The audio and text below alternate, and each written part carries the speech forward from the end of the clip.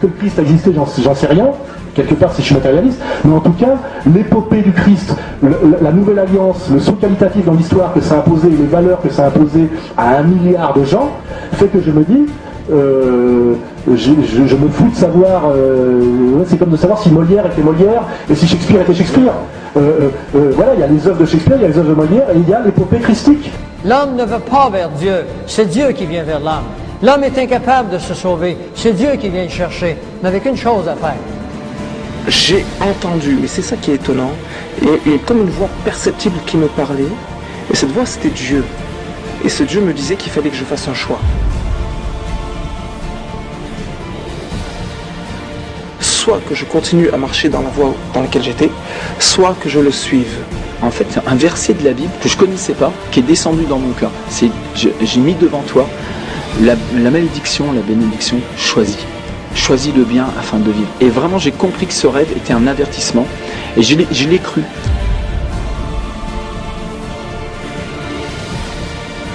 Alors, le temps de l'ignorance, le temps des ténèbres est terminé. Il faut, mes amis, que vous soyez complètement réveillés. Il me parlait des raisons de croire en Dieu. Il me parlait sans cesse de la Bible. Il me disait que le mot Bible signifiait instruction de base avant de quitter la terre.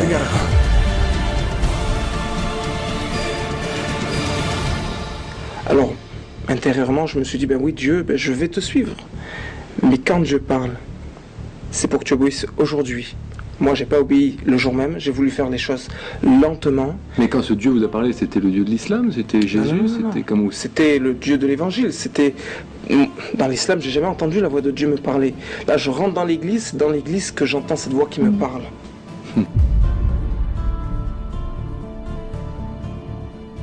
Et en fait, j'ai fait une expérience en fait du toucher de Dieu. C'est-à-dire que j'ai été rempli de la réalité de celui qu'on appelle Dieu, quoi. Le Saint-Esprit m'a rempli et il a transformé à l'intérieur quelque chose qui était cassé. Et donc du jour au lendemain, il n'y avait plus de drogue, plus d'envie. Très rapidement, j'ai arrêté l'héroïne. Ouais, très rapidement. L'héroïne et le reste aussi ou... Oui, ben, j'ai changé de vie, j'ai essayé de garder quand même. Non, les anciens copains, tout ça, c'est eux qui m'ont jeté. D'ailleurs, ils me supportaient plus parce que j'arrêtais plus de leur parler de Jésus, quoi.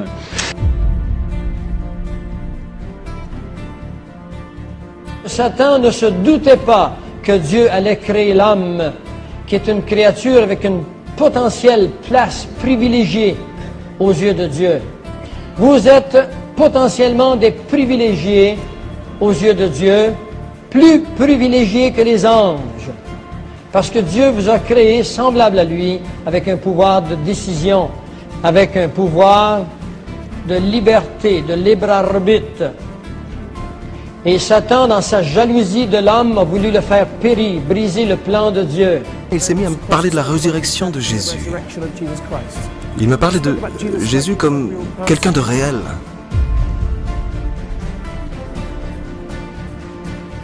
Et subitement, à nouveau, il vit cette même expérience de la présence de Jésus qui apparaît. Et quand ce Jésus apparaît, il le guérit instantanément.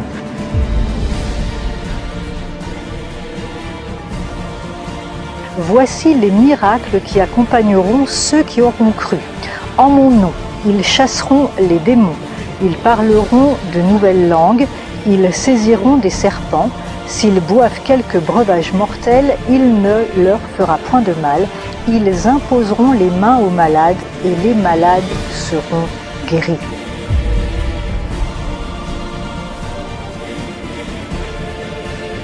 Aujourd'hui, vous avez même pris la décision de servir Dieu à plein temps. Vous êtes quoi, un évangéliste, on peut dire ça, un pasteur itinérant, en tous les cas, vous servez Dieu à plein temps. Je porte pas de titre parce que bon, si on est vraiment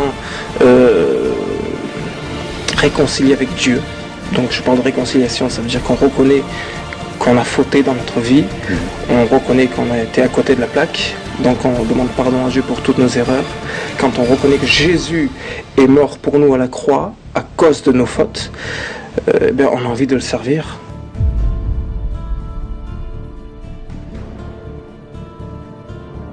Jésus a dit que ceux qui auront cru en son nom, qui auront cru, qui le suivront, qui le serviront, en son nom chasseront les démons. Et les démons sont des esprits qui sont une réalité, qui sont là, qui infestent la vie des gens. Et quand on prie pour une personne et que ça se manifeste, qu'est-ce qu'on fait? On le chasse. Je suis juste en train de m'aligner sur le mandat de Jésus-Christ. Allez, proclamer la bonne nouvelle, et puis Dieu fait le reste. Il étend sa main et permet des signes, des miracles. Et d'ailleurs, la plupart des miracles, des guérisons m'ont juste étonné, quoi. J'étais comme dépassé par un tsunami de la guérison. Je me souviens d'une fois, je disais on va prier pour les sourds. Au moment où j'ai dit ça, il y avait plusieurs sourds déjà qui étaient guéris dans la salle. Donc c'est vraiment pas l'homme qui le fait.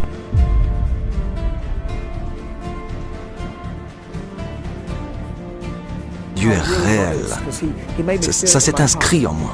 Et là, j'avais mes yeux dans les yeux de cette jeune femme et j'ai vu quelque chose d'incroyable, quoi. La reconnaissance qu'il y avait dans ses yeux, l'étonnement et le soulagement de voir que Dieu a opéré ce miracle pour elle, quoi. Ouais. Et ça, des guérisons comme ça, j'en ai vu pas mal. J'ai réalisé que j'avais invoqué le nom de Jésus.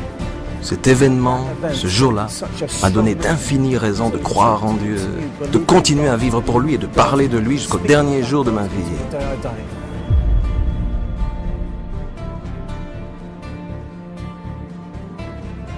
Il y a un jour extraordinaire qui s'en vient pour vous, si vous êtes croyant. Mais il y a le malheur, la colère de Dieu qui s'en vient sur ce monde pour un jugement. Je vous inviterai à la fin de la conférence à participer avec moi à ce qu'on appelle la police d'assurance de celui qui décide de croire que Dieu a raison. Si vous croyez que l'homme a raison, expliquez-moi les grands problèmes de notre humanité avec la technologie que nous possédons aujourd'hui. Et vous, si vous n'avez pas de solution, moi je vous propose de croire que Dieu a raison, parce qu'il nous a dit, j'ai tout annoncé d'avance. Soyez sur vos gardes. Il nous dira, il y a un temps marqué pour la fin. Si Dieu a un temps marqué pour la fin, eh bien, il nous a donné de le savoir. Le but du serviteur de Dieu, ce n'est pas seulement que la personne soit en bonne santé et guérie, mais qu'elle soit sauvée. Et nous prêchons l'évangile du salut, de la guérison, de la délivrance, sans en omettre, je dirais, aucun paramètre. Il me parlait aussi de comment Dieu a créé le monde et de combien Dieu nous aimait. Que sa parole était comme un ensemble de conseils, de règles pour nous aider à ne pas briser les lois qu'il a établies avec nous. Cette idée que si l'homme brise les lois de la science ou les lois de la morale, c'est de là que vient la destruction. C'est ce qui se trouve dans les commandements, en fait. Ne mens pas, ne tue pas, etc., etc. De la même façon qu'il y a des lois pour la science. Si vous êtes jamais demandé qu'est-ce qui vous arrive si vous mourrez ce soir, eh bien, je vais vous donner la réponse, ce qui vous arrive ce soir. Si vous n'avez pas Christ dans votre vie, ce qui vous arrive, c'est que vous sortez de votre corps. Et en sortant de votre corps, vous êtes récupéré par le monde des esprits. Et le monde des esprits vous amène dans un lieu qu'on appelle des lieux inférieurs. C'est un autre mot qu'on appelle enfer. Et il n'y a aucun retour. Vous n'avez aucune chance à passer ce moment-là d'y retourner.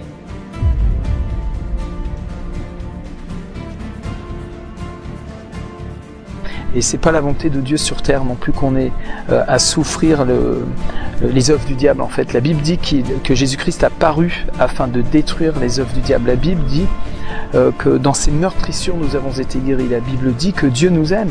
Dieu est amour et moi je suis un papa et je collerai pas une maladie à mes enfants si j'en avais le pouvoir pour leur apprendre à vivre. Je vais peut-être leur mettre une fessée, je vais les corriger, mais je vais pas les rendre malades et les détruire. C'est évident.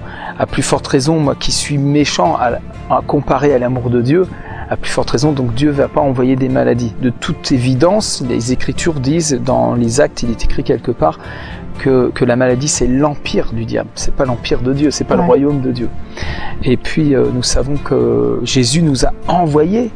Et nous venons de le lire, c'est l'ordre de mission, où ils imposeront les mains aux malades et les malades seront guéris. Donc c'est la volonté de Dieu de guérir et c'est la volonté de Dieu de nous délivrer, qu'on soit en bonne santé, qu'on soit heureux. Jésus a dit que le diable vient pour égorger, détruire, voler, mais que le Fils a donné sa vie, le bon berger a donné sa vie pour que les brebis aient la vie en abondance. Avoir la vie en abondance, c'est pas être malade. Exactement. Donc nous avons cette ferme assurance que quand nous demandons à notre Père Céleste la guérison pour une personne qui nous écoute, Et si nous savons qu'il nous écoute, nous croyons que ce que nous lui avons demandé, nous l'avons reçu. Quelle que soit votre vie de souffrance, votre vie de travail et d'œuvre, vous ne pourrez jamais vous mériter le ciel. C'est impossible d'entrer là, tout seul. La parole de Dieu est claire là-dessus. Vous ne pouvez gagner votre ciel. Ça ne se gagne pas, le ciel. Mais Christ vous a préparé un passage et une place. Il l'a fait pour vous. Vous auriez été seul sur la planète, puis il l'aurait fait.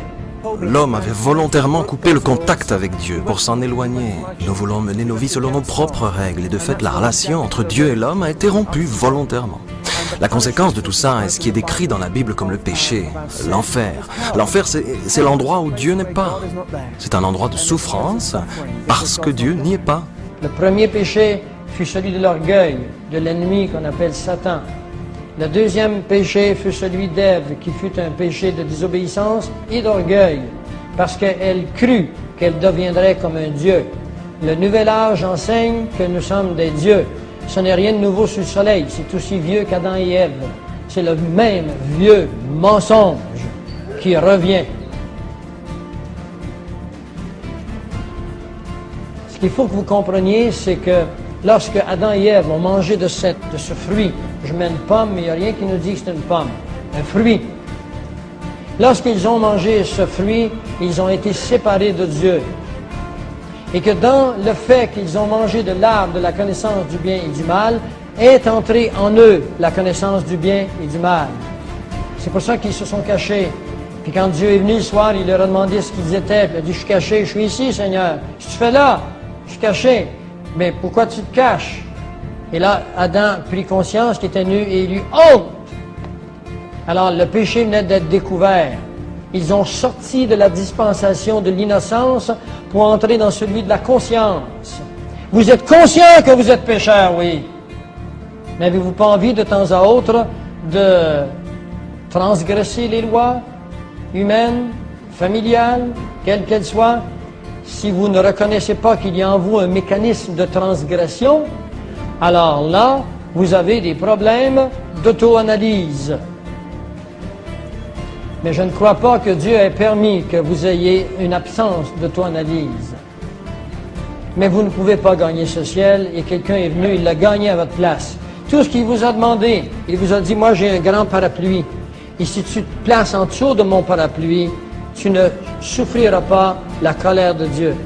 Ce parapluie, il s'appelle le sang de Jésus. C'est par son sang que nous sommes sauvés. Et dans la connaissance du bien et du mal est inclus une option. Vous pouvez choisir de faire le bien toute votre vie, mais vous êtes toujours partie du fruit que Dieu a rejeté. Vous pouvez choisir de faire le mal toute votre vie, mais vous êtes toujours dans l'option que Dieu a rejetée. Le fait que vous choisissiez de faire le bien ne vous sauve pas, parce que nul n'est sauvé par le bien. Vous n'irez pas en enfer parce que vous êtes méchant, et vous n'irez pas au ciel parce que vous êtes bon. Vous irez au ciel parce que vous allez accepter de vous placer sous le parapluie qui est Jésus-Christ par son sang, et vous irez en enfer parce que vous aurez refusé de vous placer sous le parapluie qui est Jésus-Christ. Les démons vous récupéreront. L'enfer a été créé pour Satan et ses anges, et non pour les hommes. Seulement si vous rejetez Christ, c'est lui qui vous récupérera. Une des raisons principales qui me font croire en Dieu aujourd'hui, c'est ma propre expérience, cette expérience personnelle. Je ne voulais pas changer, moi. Mais je suppose que j'ai pu comprendre cette idée que j'avais rompu les lois de Dieu. En fait, au même moment, j'avais rompu les lois de ce monde. Et c'est ce qui m'a très vite conduit en prison. De la même façon, sans la relation à Dieu, j'étais condamné à mourir en enfer, seul. Eh bien, Dieu vous invite ce soir à faire un grand pas. C'est là que j'ai décidé de lui demander pardon. Cette nuit-là, ma vie a changé.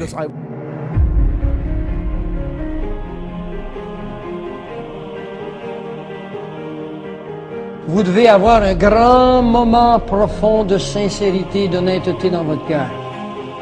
Vous devez reconnaître que vous êtes pécheur.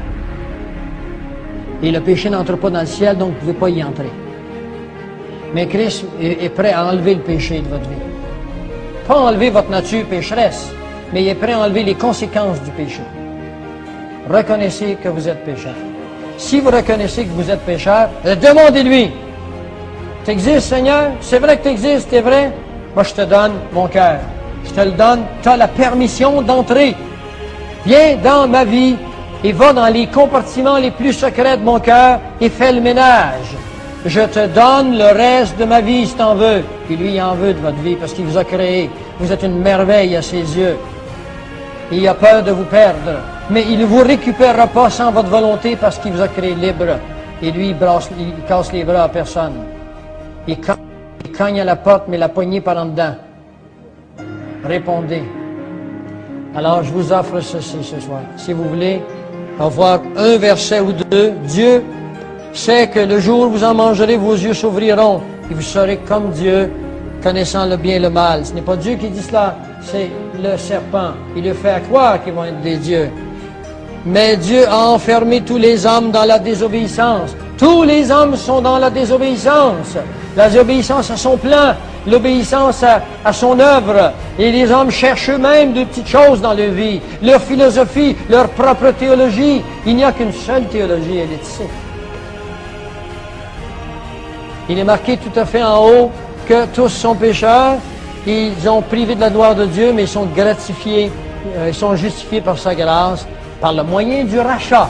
Si le mot rédemption vous fait peur, ça veut dire par le rachat qui est en Jésus-Christ. Nous ne sommes pas sauvés par nos œuvres, nous sommes sauvés par le moyen de la foi, et cela ne vient pas de vous.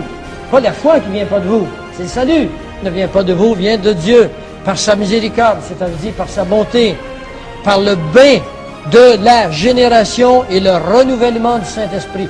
Si vous faites simplement le pas de dire « Je t'accepte, Seigneur, viens à moi », l'Esprit Saint va descendre, c'est son rôle. C'est lui qui va vous convaincre de péché, de jugement et de justice. Vous êtes sauvés par son sang, pas par le vôtre, pas par vos soeurs, pas par vos bonnes œuvres. Vous êtes sauvés parce qu'il a payé le coût à votre place. Les conséquences, c'est la vie éternelle.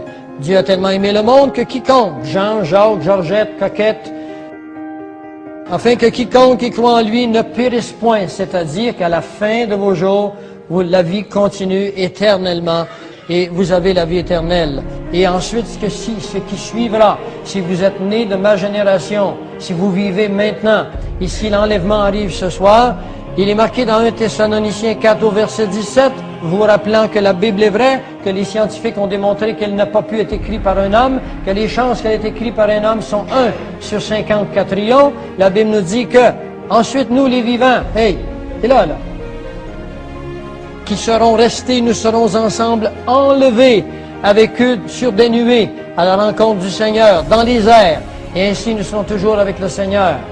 La dernière chose que Jésus a dite à ses disciples, c'est « Aller dans le monde et annoncer la bonne nouvelle à toute la création ». Ce serait vraiment absurde que moi, en tant que chrétien, je ne partage pas ce message qui a changé et transformé ma vie. Voilà pourquoi je continuerai à le faire jusqu'à mon dernier jour. Car Dieu a tant aimé le monde qu'il a donné son Fils unique afin que quiconque croit en lui ne meure pas et ait la vie éternelle. Si vous êtes prêts avec moi, baissez vos têtes maintenant. Je vais faire une prière simple. Très simple.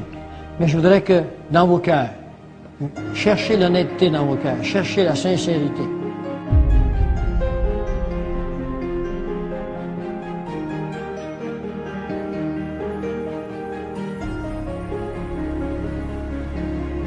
Seigneur, j'ai passé ma vie à concevoir moi-même l'existence.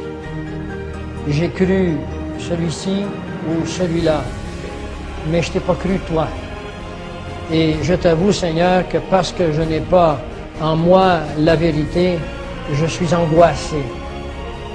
Ma vie n'a peu de paix. Je t'avoue qu'il est vrai que je suis pécheur, que la qualité totale n'est pas en moi. Mais je ne peux pas me changer, je suis fait comme ça. Je suis comme un léopard, je ne peux pas changer la couleur de ma peau. Mais eux, ils disent, ces croyants, que si je t'offre mon cœur et si je te donne ma vie, que tu vas venir. Ben écoute, Seigneur, je te donne ma vie. Je te donne mon cœur, je te donne mes émotions, ma volonté, je te donne ma philosophie, je suis prêt à tout rejeter ça pour toi. Viens avec ton Esprit Saint. Je te demande de me pardonner les fautes de mon passé, présent et futur. Et je crois que Jésus, ton Fils, il est venu sur cette terre, il est mort, il est vraiment mort, mais qui est ressuscité, et qui est ressuscité éternellement, et qu'il a pris sur lui tous mes péchés.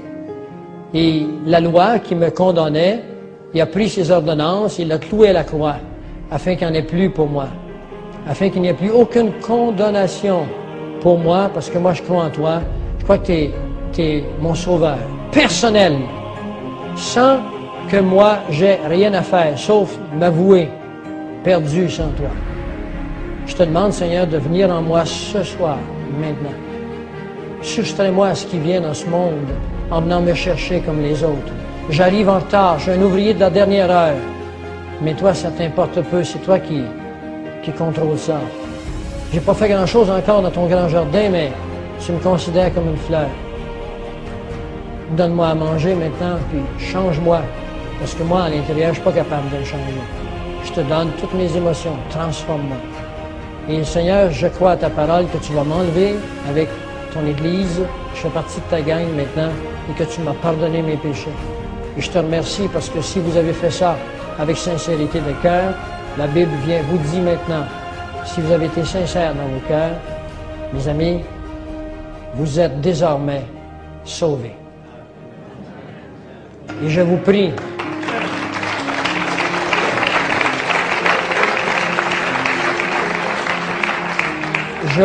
d'investiguer la parole de Dieu, afin que vous sachiez que ce que je vous dis, c'est fondé. Apprenez à fonder vos croyances.